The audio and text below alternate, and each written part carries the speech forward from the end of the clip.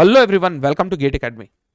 पिछले 4 से 5 दिनों के बीच में स्टूडेंट कम्युनिटीज के बीच में सुगबुगाहट चला आ रहा है कि दो इंपॉर्टेंट जॉब नोटिफिकेशन जो रिलीज हुआ है, HAL Hindustan aeronautics limited and BARC Bhabha atomic research centre, उनके कुछ इंपॉर्टेंट रिटन एग्जामिनेशन की डेट क्लैश कर रहे हैं। देखो, कभी भी लाइफ में अगर आपके प्रॉब्लम या चैलेंजेस सामने आते हैं ना, तो आपको रिएक्ट नहीं करना है, रिस्पॉन्ड करना है। रिएक्ट और रिस्पॉन्ड के बीच में केवल एक डिफरेंस है और वो है विवेक का। विवेक का मतलब आप प्यार से बैठते हैं, उस प्रॉब्लम और चैलेंजेस के हर एक पहलुओं या सेट्स के बारे में अच्छे से एनालिसिस करते हैं और उसके बाद उस प्रॉब्लम या चैलेंज को एड्रेस करते हैं। तो अपन यही करने वाले हैं, अपन रिस्पॉन्ड करने वाले हैं इस पूरे के पूरे सेट ऑफ चैलेंज को। मैं 4-5 घंटा बैठा इस पूरे के पूरे सेट ऑफ चैलेंज को समझने के लिए, और मैंने अलग अलग जितने भी परमुटेशन कॉम्बिनेशन पॉसिबिलिटीज बन सकती है ना, उन सब को एक PDF के फॉर्म में उतारा है, जिसको मैं एक्सप्लेन कर रहा हूं। सबसे पहले तो मैं यही चाहूंगा कि बच्चे का एक दिन भी BARC और HAL का रिटन एग्जामिनेशन क्लास ना करें, क्योंकि अगर एक दिन भी क्लास करता है तो कुछ बच्चे तो उसके बलि चढ़ जाएंगे। तो अपन ये ट्राई करेंगे कि उस पार्ट को कैसे अपन अपने तरफ से कैसे रूल आउट कर सकते हैं। दूसरा, मान लीजिए अगर किसी बच्चे का क्लास कर भी गया, तो उस बच्चे के लिए उस टाइम पे HAL अच्छा होगा या BARC अच्छा होगा, क्योंकि मुझे लगता है कि कुछ बच्चे के लिए HAL अच्छा होगा, कुछ बच्चों के लिए BARC अच्छा होगा। तो ये मेरा एनालिसिस है, मेरे को लगता है कि मैं आप लोगों को डेफिनेटली कुछ एड ऑन कर पाऊंगा, वैल्यू ऐड कर पाऊंगा। ठीक है, तो सबसे पहले देखते हैं ऑनलाइन एग्जामिनेशन का डेट। ये पूरा कॉलम जो है BRC के लिए डेडिकेट है, ये पूरा का पूरा कॉलम जो है HAL के लिए डेडिकेट है। 7 से 13 के बीच में ऑनलाइन एग्जाम का एक फ्रेम ऑफ टाइम है। इसका मतलब आपका स्लॉट जो है 7 से लेकर 13 तक के बीच में कभी भी फॉल कर सकता है। HAL के लिए है 7 से लेकर 9 तक। प्रॉब्लम किन को आएगी? प्रॉब्लम उनको आएगी जिनका डेट जो है 7-7, 8-8 या 9-9 को फॉल कर रहा है। अगर एक दिन आगे पीछे होगा तो मेरे को नहीं लगता कि ये प्रॉब्लम आएगी। देखो, अब मैं यहां ये बोलना चाहूंगा, कुछ बच्चे तो बलि चढ़ेंगे जिनका 7-7, 8-8 या 9-9 को फॉल कर गया। अब आपको पता नहीं कि आप उस सेट में आते हैं या नहीं आते। तो मेरे को लगता है कि अगर यही प्रोबेबिलिटी को अपन रूल आउट करा पाए तो एक बेस्ट पॉसिबिलिटी बनती है। तो उसके लिए मैं बोलूंगा कि आप लोगों के पास टेक्निकल क्वेरीज का फोन नंबर और साथ में ईमेल आईडीज है, HAL का और साथ में BRC का। आप उनको क्या करें, उनको फोन करें और उनको ईमेल करें। और फोन और ईमेल करेंगे ना, तो कभी भी एजिटेटिव मैनर मत रखना, एक पोलाइट सेंस से आपको मेल करना है या बात करना है। और जब बात करोगे ना, तो दो इंपॉर्टेंट चीज आप लोगों को ध्यान रखना है। BRC को आप HAL का एडवर्टाइजमेंट नंबर रेफर करो, ठीक है, और वो बोलो कि सर उस दिन डेट क्लैश हो रहा है और हमको बड़ी प्रॉब्लम होगी, we will not be able to manage to sit in both of the examination and the same thing goes with HAL as well. Advertisement number इसलिए बोल रहा हूं क्योंकि BRC और HAL में अलग अलग सेगमेंट में अलग अलग रिक्रूटमेंट पूरा साल भर चलता रहता है, तो उनको एग्जैक्टली ये नहीं पता कि आप किस किस रिक्रूटमेंट के बारे में बात कर रहे हैं। तो एडवर्टाइजमेंट नंबर जो है उनको एक क्लियर कट आइडिया देगा। और जब आप मेल करते हो ना, तो BRC को आप HAL का जो शॉर्ट एडवर्टाइजमेंट है वो आप अटैच कर सकते हो, और HAL को BRC का शॉर्ट एडवर्टाइजमेंट है वो अटैच कर सकते हो। आ रही बात समझ में? और मुझे लगता है कि पास्ट में ऐसा हुआ है, डेट्स चेंज हुए हैं, इवन BRC का डेट चेंज हुआ है। तो अगर सब चीज अच्छे मैनर में जाए तो हो सकता है कि वो डेट को थोड़ा बहुत आगे पीछे कर ले। ठीक। और मैं इसलिए भी बोल रहा हूं, आप इनको खाली बोलेंगे ना डेट एक्सटेंड करो, खाली डेट एक्सटेंड करो, मान लो अगर दोनों के दोनों डेट एक्सटेंड कर दिए और फिर से अगर सेम के सेम डेट में कुछ कुछ अगर बाय द वे डेट्स जो है वो क्लैश कर गए, तो आप लोगों का प्रॉब्लम तो वहीं का वही रह गया, कोई सॉल्यूशन मिला नहीं। तो अगर कोऑर्डिनेशन के साथ अगर ये एक नया डेट रिलीज करें जिसमें HAL समझता है कि BRC का क्या डेट होगा, BRC समझता है HAL का क्या डेट होगा, तो मुझे लगता है कि आप लोगों के लिए अच्छा होगा। तो ये तरीका आप लोगों को बिल्कुल फॉलो करना चाहिए। ठीक है, नेक्स्ट, BRC के पास एक एडवांटेज है जो HAL के पास एडवांटेज नहीं है, जिसको आप लोगों को प्रॉपर्ली यूज करना है। ध्यान देना, ये जो 7 से लेकर 13 के बीच में ऑनलाइन एग्जामिनेशन होगा, उसमें आप अपना स्लॉट चूज कर सकते हैं कि किस दिन आप एग्जाम दिलाने में इंटरेस्टेड है। और इसका विंडो स्टार्ट हो रहा है 4 से लेकर 18, 4 तारीख को स्टार्ट होगा। विंडो में आप ये सिलेक्ट कर पाएंगे कि आप किस पर्टिकुलर फ्रेम ऑफ डे में एग्जाम दिलाना चाहते हैं। और इसके साथ भी एक प्रॉब्लम है कि अगर आप 5 या 6 या 7 को अगर आप फ्रेम ऑफ डेट सिलेक्ट करने की कोशिश करेंगे, तो over the period of time क्या होता है, एक एक दिन फ्रीज होना चालू होता है। जैसे मेरे टाइम पे जब मैं BRC का यही विंडो चूज कर रहा था, तो कुछ दिन जो थे वो अवेलेबल थे ही नहीं, क्योंकि वो ऑलरेडी ऑक्यूपाई हो चुके थे। तो मैं ये बोलूंगा भाई, थोड़ा सा यहाँ असर्टिव होना पड़ेगा आप लोगों को। 4 तारीख को वेट करो कि कब इनका विंडो ओपन होता है, और ट्राई करो कि आप डेट क्या रख लो भाई। ये तो क्लियर है कि हॉल जो है 7 से 9 के बीच में होगा, तो आप डेट रखने की कोशिश करो 11, 12, 13 के आसपास। स्टार्टिंग के कुछ बच्चों को तो यहाँ फायदा होगा। HAL के साथ मेरे को जहां तक की अंदाजा है कि ऐसा कोई स्लॉट बुकिंग का कोई भी पैटर्न नहीं है, तो आप वहां तो कुछ नहीं कर सकते, लेकिन BRC में इस चीज का फायदा उठा सकते हैं। Next, get result declare. देखो, अब कोई बच्चा बोलेगा गेट रिजल्ट डिक्लेरेशन का यहाँ क्या क्या क्या इंपैक्ट है। इंपैक्ट ध्यान देना, तुम अगर नेक्स्ट अगर रोल जाते हो ना, तो तुम्हारे बीआरसी में रिटन एग्जामिनेशन का दो मोड है, गेट और दूसरा है सेपरेट ऑनलाइन एग्जामिनेशन।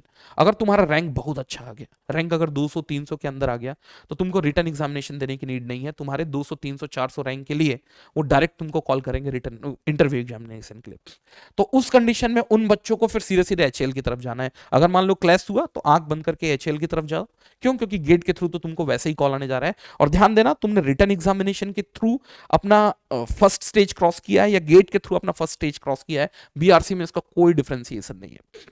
अगर आप यहां से जाते हैं या यहां से जाते हैं तो आपको वही इंटरव्यू पैनल फेस करना है, और कल के दिन आप जो रिक्रूट हो गए बीआरसी में as a SOC scientific officer C recruit हो गए। सो इसमें कोई भी डिफरेंस नहीं है। तो मैं जो अच्छे टॉपर्स होंगे उनको तो मैं यही बोलूंगा कि अगर आप लोगों का 17 मार्च को गेट का एग्जाम हो जाता है, रिजल्ट आ जाता है, और आप लोगों को देखो, ये देखो, आप लोगों का एग्जाम कब होने जा रहा है? अप्रैल में होने जा रहा है। तो आप लोगों का गेट का एग्जाम का रिजल्ट पहले आएगा और आप लोगों को एग्जाम बाद में देना है। तो आप लोगों को वो भी एक डिग्री ऑफ फ्रीडम रहेगा कि जो अच्छे बच्चे हैं, जो अच्छा स्कोर कर रहे हैं, वो सीधे सीधे एचएएल में अपीयर हो। आ रही बात समझ में? हाँ, लेकिन एचएएल के पास ये फिर से एडवांटेज नहीं है। उनके लिए फर्स्ट स्टेज जो है वो रिटन एग्जामिनेशन ही है, वो गेट के थ्रू रिक्रूट नहीं कर रहे हैं। तो यहां आपके पास एक फिर से पॉसिबिलिटी बनती है। नेक्स्ट है सिलेक्शन रेशियो। देखो, अगर सिलेक्शन रेशियो बीआरसी में देखते हैं तो 1:25 का है, और एचएएल में देखें तो 1:7, 1:5 का है, जो एक स्टैंडर्ड पैटर्न है। लेकिन बीआरसी में वो बहुत ज्यादा लोगों को कॉल करते हैं और उसमें छटनी बहुत ज्यादा लोगों का होता है, 25 में से एक, 20 में से एक। तो ये प्लस भी है, ये माइनस भी है। प्लस का मतलब ये है कि रिटर्न में वो ज्यादा लोगों को क्वालिफाई कराएंगे। यस, रिटर्न में ज्यादा लोगों को क्वालिफाई कराएंगे और उसके बाद इंटरव्यू के प्रोसेस के थ्रू उनको रिजेक्ट करेंगे या सिलेक्ट करेंगे। तो इससे मैं ये बोलूं, घाटा क्या है? यहां अगर आपका रिटर्न निकल जाता है तो आपके सिलेक्शन होने की प्रोबेबिलिटी 1/7 इंटू 100% है, 1/5 इंटू 100% है। और यहां है 1 डिवाइड बाय, बोला जाए तो 1/25 इंटू 100, बहुत रेयर है, बहुत रेयर है। आ रही बात समझ में? लेकिन हाँ, यहां आप इंटरव्यू तक पहुंच पाए इसकी पॉसिबिलिटी बढ़ जाती है। Next, return plus interview. यहां बीआरसी में रिटर्न जो है वो केवल एक एंट्री पॉइंट है, उसके बाद रिटर्न का कोई वेटेज नहीं रह जाता। लेकिन एचएएल में रिटर्न का लगभग वेटेज जो है वो 85% है, और बचा हुआ इंपैक्ट 15% जो आएगा वो इंटरव्यू की तरफ आएगा। तो अगर आपका रिटर्न जो है बहुत सॉलिड चला गया तो एचएएल में कंज्यूम होने की प्रोबेबिलिटी बहुत ज्यादा है in compare with BRC. Yes. Next, toughness of paper.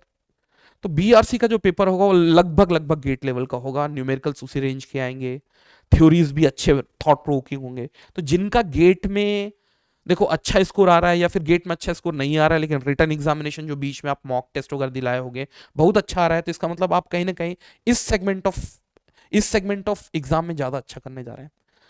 HL में कंपेरेटिवली इजी क्वेश्चन आएंगे, लेकिन जनरल अवेयरनेस के क्वेश्चन भी आते हैं, और मुझे लगता है कि इंजीनियरिंग स्टूडेंट जो गेट की तरफ एकदम डेडिकेटेड है वो जनरल अवेयरनेस वाले पार्ट में लैक करता है। तो हाँ, ये आप इसका प्रो बोल लो या कॉन्स बोल लो, मैं यहाँ आपको कुछ भी अपने तरफ से इनपुट नहीं दे रहा हूं। आपको खुद से समझना है कि मैं आप लोगों को सब फेयरली रख देता हूं कि किसके क्या प्रो हैं, किसके क्या कौन है। ये आप लोगों को समझना है कि आप लोगों को करना क्या है। नेक्स्ट, अभी तक तो देखिए यही समझ में आ रहा है, सिर्फ एचएएल ही अच्छा है, लेकिन फ्यूचर एस्पेक्ट्स में मुझे लगता है बीआरसी कुछ मामलों में अच्छा हो जाता है। देखो, बीआरसी में जैसे ही तुम इंटर करते हो तो तुम्हारा 1 साल शुरू का ट्रेनिंग होता है जो एमटेक का फर्स्ट ईयर माना जाता है। उसके बाद दूसरे साल जैसे ही तुम्हारा कंप्लीट होता है, जॉब चल ही रहा है, तुम्हारी सैलरी वगैरह सब आ रही है, उसके बाद तुम्हारा एमटेक मिल जाता है। और एक्चुअली में जो पूरा का पूरा बीआरसी का वर्क कल्चर है ना, वो रिसर्च ओरिएंटेशन है। तो तुम्हारा बॉस जो है फोर्स कर करके बोलेगा तुम पीएचडी के लिए एनरोल करो।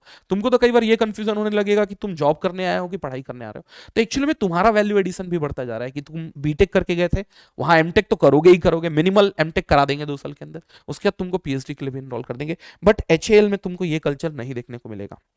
आ रही बात समझ में?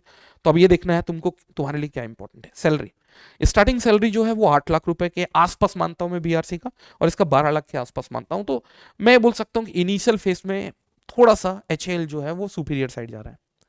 लेकिन जॉब टाइप अगर देखूं तो फिर ये सुपीरियरिटी जो है वो उतनी इंपॉर्टेंट नहीं रह जाती। और वो है जॉब टाइप में आपका बीआरसी जो है वो सेंट्रल गवर्नमेंट ऑफ इंडिया का ऑर्गेनाइजेशन है जो न्यूक्लियर फील्ड में डील करता है, और आपका जो एचएएल है वो पब्लिक सेक्टर अंडरटेकिंग है। और आप एक तो देख ही रहे हो कि डिस इन्वेस्टमेंट जो है गवर्नमेंट की तरफ से लगातार चला आ रहा है। अगले बजट में क्या क्या होगा किसी को नहीं पता, कि एनटीपीसी जाएगा कि एचएएल जाएगा, कितना परसेंट स्टैक जो है वो गवर्नमेंट कंपनी जो है वो किसी एक प्राइवेट कंपनी को दे देगी। तो वो डर हमेशा बना हुआ रहेगा एचएएल के साथ। तो ये मैं इसका कौन बोलूंगा। ये इसका प्रो हो गया, ये इसका कॉन हो गया। और ये मान के चलना डिस इन्वेस्टमेंट इस सेगमेंट में होने के चांसेस बहुत कम है। रीजन, क्योंकि मैं ये जो बीआरसी है वो न्यूक्लियर सेगमेंट से काम कर रही है जो हाईली सेंसिटिव इन नेचर है, तो प्राइवेट सेक्टर को ये बहुत ज्यादा खुली छूट नहीं देंगे। तो अब मैं बोलूं प्रो और कॉन्स लास्ट में बताऊंगा। नेक्स्ट है लोकेशन। दोनों के साथ अच्छे और बुरे लोकेशंस इन्वॉल्व हैं। आपको मुंबई भी मिलेगा बीआरसी, अगर आप मान लो कंज्यूम होते हो, तो कलपक्कम में जहां प्लेस था वो भी मिलेगा। कलपक्कम थोड़ा रिमोट प्लेस है, 70-80 किलोमीटर दूर है चेन्नई से। और वैसे ही आपको बैंगलोर भी मिलेगा, कोरापुट भी मिलेगा। कोरापुट फिर से क्या है, एक रिमोटली, तो मैं यहाँ किसी को भी प्लस या किसी को भी माइनस नहीं दे पाऊंगा, ठीक। सीट्स तो मेरे को ये समझ में आता है, नंबर ऑफ सीट जो है बीआरसी और लगभग लगभग 50 के आसपास, हाँ बीआरसी बीआरसी और एचएएल में लगभग लगभग सेम है। तो एचएएल में जिस ब्रांच के लिए जितना सीट है, मेरा पर्सनल एक्सपीरियंस से बोलता है बीआरसी में उतनी सीट है। जितना मैं देख पा रहा हूँ कि 5-6 अलग अलग ट्रेनिंग स्कूल हैं, उसमें 7-8 वो एक एक ब्रांच के लिए लेते हैं। तो अगर मैं इसको फिर से कंक्लूड करूं तो कंक्लूजन ये हुआ साहब, प्रॉब्लम तब आएगी जब बीआरसी और एचएएल का एग्जाम सेम डेट में हो उन बच्चों को। इसको कॉन्कर करने का सबसे अच्छा तरीका है कि आप पहले से उनके हेल्प डेस्क में ईमेल ड्रॉप करो, फोन करो, पोलाइटली बताओ, और बकायदा पूरा का पूरा एडवर्टाइजमेंट डिटेल्स के साथ बताना कि वो कैसे क्लास कर रहे हैं, नहीं तो वो रिलेट नहीं कर पाएंगे। बीआरसी के साथ एक एडवांटेज है कि आपके पास एक विंडो खुलता है कि आप उस विंडो में ये सिलेक्ट कर सकते हैं कि आप एग्जाम किस दिन में दिलाना चाहते हैं। आप 4 तारीख को ही ट्राई करो कि आप जो स्लॉट है वो 9 के बाद 10, इवन 11, 12, 13 का चूज करो। अगर वो हो जाता है तो आपके लिए विन विन सिचुएशन है। गेट का रिजल्ट जो है 17 मार्च को डिक्लेयर हो रहा है, और अगर आप टॉपर लिस्ट में आ गए 300-400 रैंक के आसपास, तो पूरे चांसेस है कि बीआरसी आपको किसके थ्रू, गेट के थ्रू कॉल कर लेगा। तो उस समय आप सीधे सीधे एचएल दिलाएं, अगर आपका कुछ भी क्लैश हो रहा है तो। क्लैश नहीं हो रहा है तो दोनों दिलाओ, ठीक। नेक्स्ट, सिलेक्शन रेशियो 1:25 है और यहाँ 1:7 है, तो इसके फायदे भी हैं, इसके घाटे भी हैं। अगर आपका रिटर्न निकल जाता है तो आपके फाइनल सिलेक्शन के चांसेस बढ़ते हैं, लेकिन यहाँ आपके रिटर्न में बैठने की प्रोबेबिलिटी बढ़ती है। तो मैं यहाँ किसी को भी विनर और किसी को लूजर नहीं बोल पाऊंगा। रिटर्न और इंटरव्यू, यहाँ return is just a entry point है, यहाँ रिटर्न केवल केवल एक एंट्री पॉइंट है। यहाँ रिटर्न का 85% वेटेज मिलेगा और इंटरव्यू को, तो यहाँ भी मैं किसी को विनर और किसी को लूजर नहीं बोल पाऊंगा।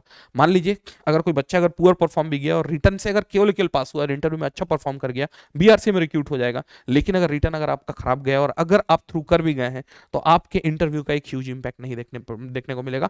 किसी को भी मैं यहां पर विनर या लूजर नहीं बोल पाऊंगा। Next, toughness of paper, level of GATE, और ये है कंपैरेटिवली इजी। तो अब यहां भी मैं किसी को विनर और लूजर इसलिए नहीं बोल पा रहा हूं क्योंकि गेट की तैयारी तुम कर रहे हो, गेट के लिए अपने आप को प्रिपेयर किए हो, तो अगर कंपैरेटिवली आसान क्वेश्चन से थ्योरेटिकल क्वेश्चन आने लगे तो मेरे को लगता है तुम उल्टे अनकंफर्टेबल हो जाओगे।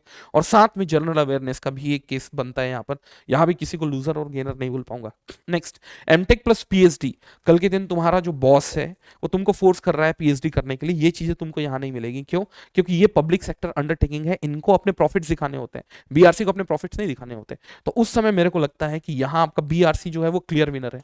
तो अगर मैं पॉइंट मार्क करूं तो मैं यहाँ कुछ नहीं बोल पाऊंगा भाई, देखो यहाँ कुछ नहीं बोल पाऊंगा, यहाँ कुछ नहीं बोल पाऊंगा, यहाँ कुछ नहीं बोल पाऊंगा। फ्यूचर एस्पेक्ट में डेफिनेटली बीआरसी जो है वो विनर है। हाँ, अगर पैकेज के टर्म्स में देखता हूं तो फिर एचएल विनर है। साथ में फ्यूचर एस्पेक्ट के बारे में बात करूं, जैसा भी चल रहा है कि गवर्नमेंट का डिसइन्वेस्टमेंट करो, उस मामले में फिर से बीआरसी विनर है। नेक्स्ट, लोकेशन के हिसाब से अच्छे लोकेशंस दोनों के पास हैं, बुरे लोकेशंस दोनों के पास हैं, तो मैं फिर कुछ नहीं बोल पाऊंगा, कुछ नहीं बोल पाऊंगा। और नंबर ऑफ सीट्स जो है वो लगभग लगभग इक्वल है। तो आप इस पूरे के पूरे वीडियो के थ्रू जितना भी कंक्लूजन निकाल पाए हो, उस कंक्लूजन को अच्छे से वर्कआउट करो। मेरे को लगता है सब चीज अच्छा होगा। All the very best.